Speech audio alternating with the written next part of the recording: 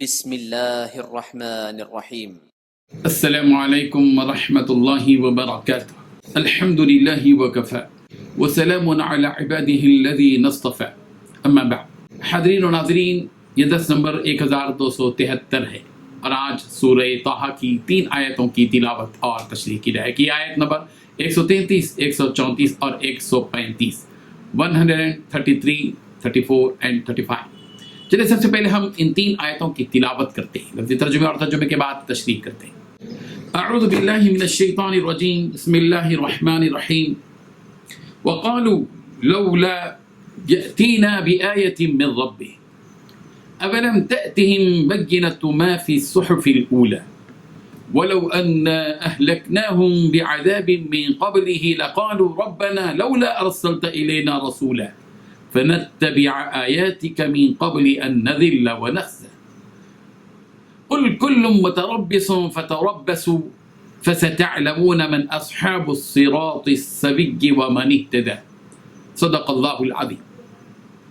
لفظی ترجمہ یوں ہے، وقالو، اور انہوں نے کہا، لولا، کیوں نہیں، یأتینا، لاتا وہ ہمارے پاس، بآیتین، کوئی نشانی، من ربہ، اپنے رب کی طرف سے، اولم تأتہم بینہ، کیا ان کے پاس دلیل نہیں آئی، ما فی الصحف الاولی، اس چیز کی جو کچھ پہلے صحیفوں میں، ولو، اور اگر، انا، بے شک ہم، اہلکناہم، ہلاک کر دیتے ان کو، بعذاب، کسی عذاب کے ساتھ، من قبل ہی، اس رسول سے پہلے ہی، لقالو، تو کہتے یہ لوگ، ربنا، ہمارے پروردگار، لولا، کیوں نہیں، ارسلت، بھیجا تو نے، الینا، ہماری طرف، رسولاً، کوئی رسول، فنتبع، چنانچہ ہم پیروی کرتے، آیاتی کا، تیری آیتوں کی، من قبل، اس سے پہلے، ان نذل، کہ ہم ذلیل ہوں، ونخزى، اور رسواں۔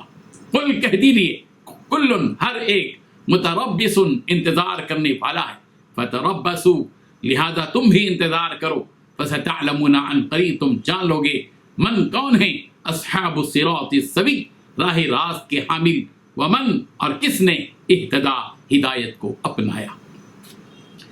ترجمہ یوں ہے، اور یہ لوگ کہتے ہیں کہ یہ نبی ہمارے پاس اپنے رب کی طرف سے کوئی نشانی کیوں نہیں لے آتے؟ بھلا کیا ان کے پاس پچھلے آسمانی صحیفوں کے مضامین کی گواہی نہیں آ گئی؟ اور اگر ہم انہیں اس قرآن سے پہلے ان کو کسی عذاب سے ہلاک کر دیتے تو یہ لوگ کہتے کہ ہمارے پروردگار، آپ نے ہمارے پاس کوئی پیغمبر کیوں نہیں بھیجا تاکہ ہم ذلیل و رسوا ہونے سے پہلے آپ کی آیتوں کی پیروی کر دیں۔ اے پیغمبر، ان سے کہہ دو کہ ہم سب انتظار کر رہے ہیں، لہذا تم بھی انتظار کرو، کیونکہ ان قریب تمہیں یہ پتہ چل جائے گا کہ سیدھے راستے والے کون ہیں اور کون ہیں جو ہدایت پا گئے ہیں۔ ان 3 آیتوں میں 6 باتیں بتلائی گئی ہیں۔ پہلی بات، یہ لوگ کہتے ہیں کہ یہ نبی ہمارے پاس اپنے رب کی طرف سے کوئی نشانی کیوں نہیں لے آئے؟ دوسری بات، بھلا کیا ان کے پاس پچھلے صحیفوں کے مضامین کی گواہی نہیں آ گئی؟ تیسری بات، اگر ہم انہیں اس قرآن سے پہلے ان کو کسی عذاب سے ہلاک کر دیتے تو یہ لوگ کہتے کہ ہمارے پروردگار، آپ نے ہمارے پاس کوئی پیغمبر کیوں نہیں بھیجا؟ چوتھی بات، ہم ذلیل اور رسوا ہونے سے پہلے آپ کی آیتوں کی پیروی کر لیتے۔ پانچویں بات ہے، پیغمبر، ان سے کہہ دو کہ ہم سب انتظار کر رہے ہیں، لہذا تم بھی انتظار کرو۔ چھٹویں بات، کیونکہ ان قریب تمہیں پتہ چل جائے گا کہ سیدھے راستے والے لوگ کون ہیں اور وہ کون ہیں جو ہدایت پا گئے۔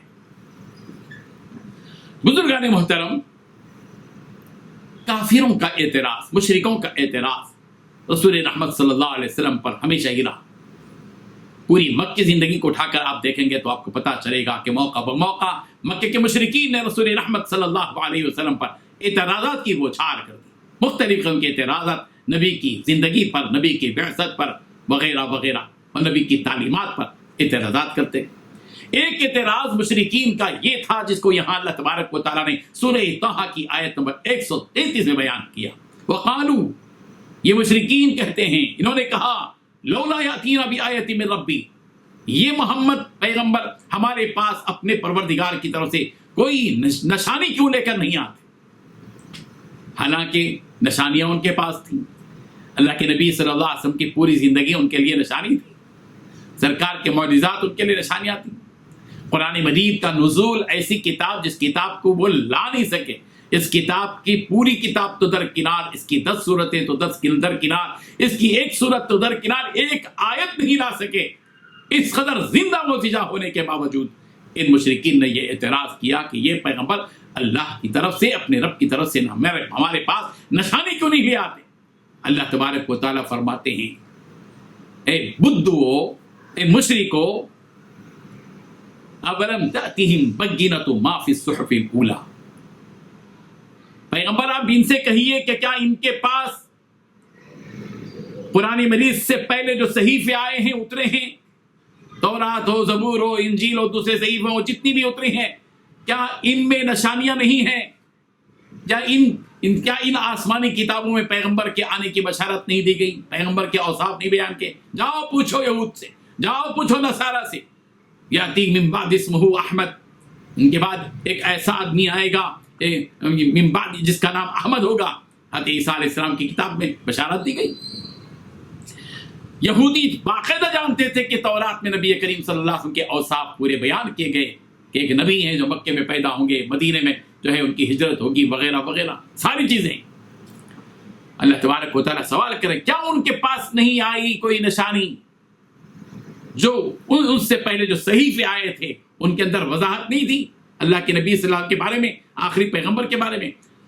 وَلَوْ أَنَّا أَهْلَكْنَاهُمْ بِعَذَابٍ مِّن قَبْلِهِ، اگر ان مشرکین کو اس آسمانی کتاب کے نازل ہونے سے پہلے ہی ہم ہلاک کر دیتے تو کیا کہتے یہ لوگ اللہ سے؟ ربنا لولا ارسلت الینا رسولا فنتبع آیاتک من قبل ان نذل ونخزى، اگر اس قرآن کے نازل کرنے سے پہلے ان مشرکین کو ہلاک کر دیا جاتا تو یہ اللہ تبارک و تعالیٰ سے کہتے کہ ہمارا پروردگار ہمارے پاس آپ نے رسول کیوں نہیں بھیجا؟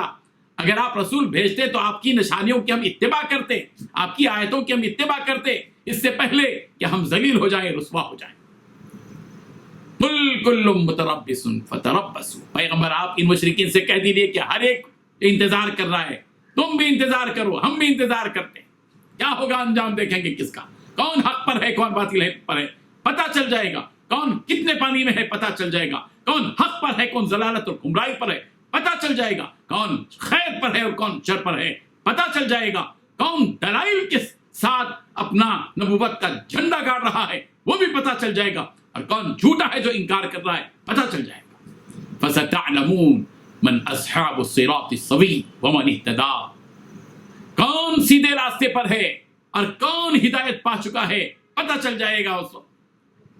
بہرحال ایک سخت ترین جواب اللہ تبارک و تعالیٰ کی طرف سے ان مشرکین کو دیا گیا جنہوں نے اس بات کا مطالبہ کیا کہ یہ پیغمبر اپنے پروردگار کی طرف سے ایک نشانی ہمارے پاس کیوں نہیں لاتے. نشانیاں تھیں مگر ان نشانیوں کو نشانی نہیں سمجھا، جس کی وجہ سے اعتراض ہوا. اللہ تبارک و تعالیٰ ان حقائق کو سمجھنے کی توفیق عطا فرمائے. وآخر دعوانا ان الحمد للہ رب العالمین.